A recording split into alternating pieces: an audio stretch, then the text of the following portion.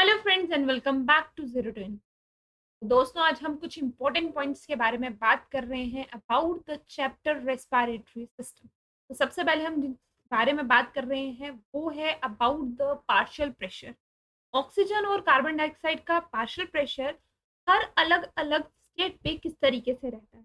Alveoli में कहाँ पे जो है उसका पार्शियल प्रेशर कैसा रहेगा, एटमॉस्फेयर एयर में कैसा रहेगा, ऑक्सीजनेटेड डीऑक्सीजनेटेड ब्लड में और टिश्यू में कैसा रहेगा, एंड थ्रू दैट के थ्रू पूरा हमारा एक्सचेंज का मैकेनिज्म क्रिएट होता है। तो नीट के एग्जाम में इंपॉर्टेंटली पूछा जाता है at a particularly partial pressure of oxygen into these stages. Right दोस्तों, तो ये पार्शियल प्रेशर जो है हमारा, it is in of mercury. Right, तो हम बात करते हैं पहले ऑक्सीजन की और फिर बात करेंगे हम कार्बन डाइऑक्साइड। तो आपको नंबर से कैसे याद रखना है, oxygen 159, then 104, then 40, then 95 and then 40। Atmosphere में 159, एल्वेलाई में 104, डीऑक्सीजनेटेड में 40, ऑक्सीजनेटेड में 90 एंड देन टिश्यू में 40। सिमिलरली कार्बन डाइऑक्साइड की अगर बात करोगे 0.3 इन atmosphere, 40 in alveoli, 45 deoxygenated, then 40 and then again 40। तो 0.3, 40, 45, 40 एंड 40। एक इंपॉर्टेंट चीज ये। सेकेंड इंपॉर्टेंट चीज दोस्तों कि हमारे पास जो है ट्रांसपोर्टेशन की अगर हम बात करें, जब ऑक्सीजन और CO2 की ट्रांसपोर्टेशन होती है तो कितना कितना परसेंटेज गैसेस का कहाँ कहाँ पे होता है। तो ट्रांसपोर्ट ऑफ गैसेस, सबसे पहले बात करते हैं हम ऑक्सीजन की। ऑक्सीजन ट्रांसपोर्ट जो है वो दोस्तों हमारा दो प्लाज्मा के through in the dissolve form रहता है, वो भी कितना, दैट इज 3%। और दूसरा हमारा मैक्सिमम जाता है आरबीसी के थ्रू, ऑक्सी हेमोग्लोबिन बनकर,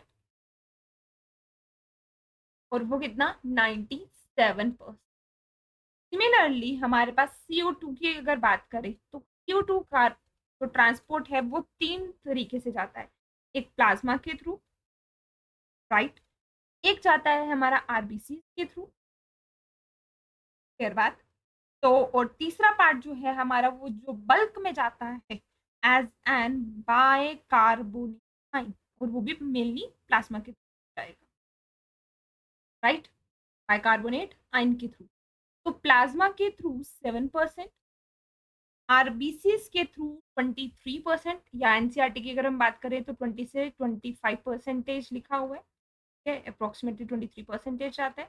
और बाइकार्बोनेट की अगर आप बात करोगे तो 70% जो है it is a bulk of CO2 जो है हमारा वो जाता है एज एन बाइकार्बोनेट 70%। और आरबीसीज में जो हमारे पास बनता है वो हमारे पास बनता है कार्बिन अमाइनो हेमोग्लोबिन। राइट दोस्तों, ये सेकेंड इंपॉर्टेंट चीज है ट्रांसपोर्ट ऑफ गैसेस में, ये किस तरीके से ट्रांसपोर्ट होता है। थर्ड इंपॉर्टेंट चीज ट्रांसपोर्ट में जो हमें यहाँ पे याद रखनी है, दैट इज पायरोमीटर जो है एक ऐसा ऑपरेटर्स है दोस्तों हमारे पास जिसके थ्रू जो है हम डिफरेंट हमारे पास मेजर कर सकते हैं हमारी टाइडल वॉल्यूम्स, या डायरेक्टली हम बात टाइडल वॉल्यूम्स ना कहकर हम इसको रेस्पिरेटरी वॉल्यूम्स या कैपेसिटी बोल सकते हैं, right.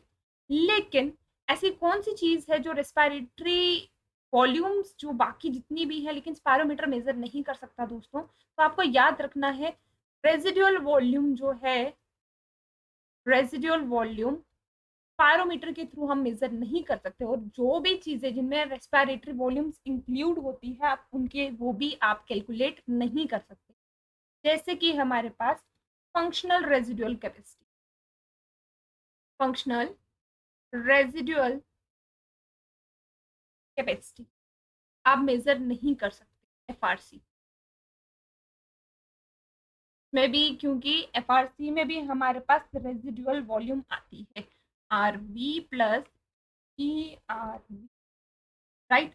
And the total lung capacity भी आप, टोटल लंग कैपेसिटी भी आप कैलकुलेट नहीं कर सकते स्पायरोमीटर की, बिकॉज टोटल लंग कैपेसिटी की भी अगर आप बात करोगे तो वहां पर भी आपके पास जो है residual volume, ERV, PV, tidal volume, IRV inspiratory volume, vital capacity, या फिर आप इसी को लिख सकते हो vital capacity plus residual volume. तो ये चीजें आप कैलकुलेट नहीं कर सकते।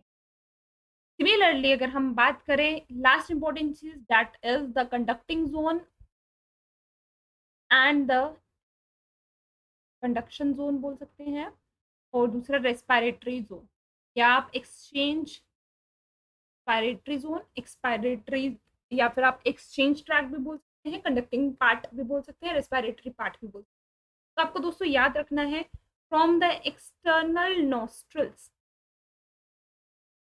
एक्सटर्नल नॉस्ट्रल से आपके पास अंदर आप बात करोगे तो नेजल चैम्बर आएगा, नेजल चैम्बर के थ्रू इंटरनल नेरीज, ये सारी चीजें जो है कवर करती हैं। Then you have internal nares, nasopharynx region, right, nasopharynx, then you have nasopharynx के बाद आपका ग्लोटिस रीजन आ जाता है, ओपनिंग, और उसके बाद आपका ये जितना भी ट्रैकियल पार्ट है, ट्रैकियल पार्ट जब डिवाइड होता है आपके पास primary, secondary, tertiary bronchioles, terminal bronchiole तक आप लोगों के पास जो है आपका कंडक्टिंग जोन रहता है दोस्तों, राइट। लेकिन आफ्टर दैट टर्मिनल ब्रोंकियोल के बाद जो भी आपका मतलब यहाँ पर आपका रेस्पिरेटरी ट्री बनता है, जो आफ्टर दैट आपके पास जो भी पार्ट आएगा जो रिलेटेड रहेगा आपका alveolar ducts का, open into the sac and the alveoli। तो ये जितना भी पार्ट है दोस्तों आपका, ये आपका रेस्पिरेटरी या फिर एक्सचेंज पार्ट में आता है। आई होप आपको ये इंपॉर्टेंट चीजें जो है वो सारी की सारी क्लियर हो गई हैं। See you in the next video.